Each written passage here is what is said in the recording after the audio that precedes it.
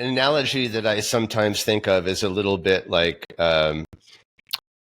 joining a fraternity, which was always something, not to knock anybody who's in a fraternity. I'm sure it's like there's lots of good things about fraternities, and they, for sure, they get a bad rap, and maybe that's deserved, maybe it's not. That's not really my point. But right.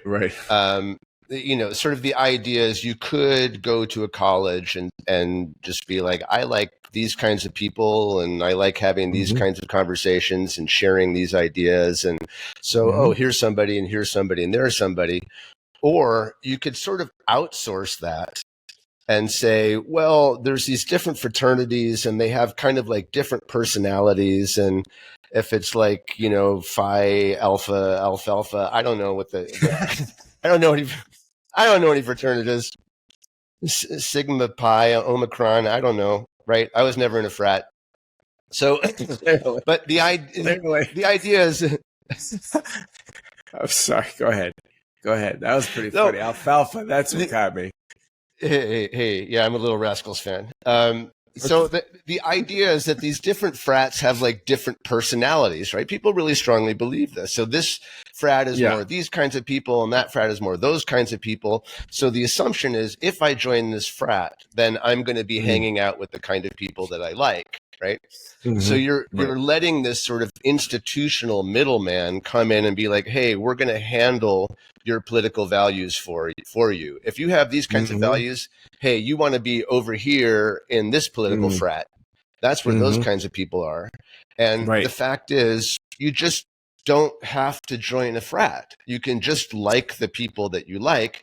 You can just have the political values that you have without needing to associate them, without needing to place them somewhere on a spectrum that we would claim is actually mythological, right? That's going to be the whole basis of the show, is that this spectrum is, and I want to make this point right here, because when we say mythological, I can hear some people reacting like, what do you mean mythological? Like, it doesn't matter if Trump wins or Biden wins. It's not at all what we're saying, right?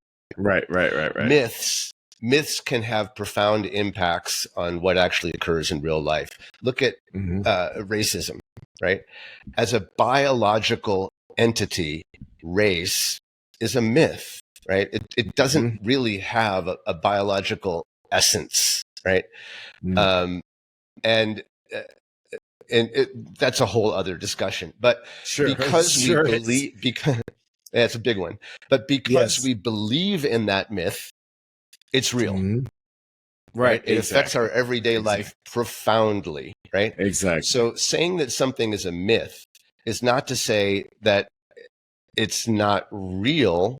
It's a real myth, right? In the same way, any myth that you believe, like if you believe that, all Leos are brave and all Scorpios are intense, then that might be nonsense if you don't believe in astrology, but it's still going to affect how you interact with other humans if you believe in it. So it becomes real, right? That's what we mean by the left-right spectrum is a myth. It's a story that we tell ourselves that then has very profound effects on how we see reality, how we perceive each other, how we interact with each other.